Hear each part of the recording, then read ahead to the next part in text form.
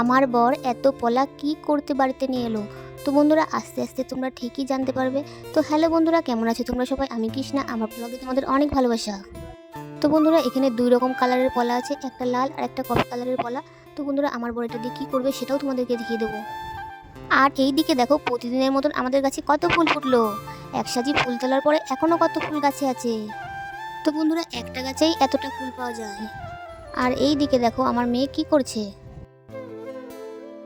তো ওর madam okay বলেছে কুলোটা সুন্দর করে ডিজাইন করতে, আর ক্লে দিয়ে কাসকোটো, কাজল পাতা, পান আর দর্পণ বানাতে। তাই ও এটা করছে। তো বন্ধুরা কালকের কিছুটা ময়দা রেখে দিয়েছিলাম, আজ সকালে বানাবো গোলা রুটি আর চা। আজকে খাওয়া হবে গোলা রুটি আর চা।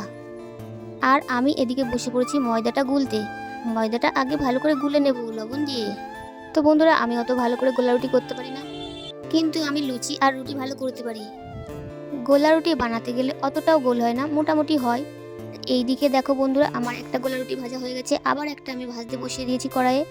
তো এটা মোটামুটি গোল হয়েছে। আর এদিকে আমার বরের জন্য গোলা রুটি আর চা খেতে দিয়ে দিয়েছি।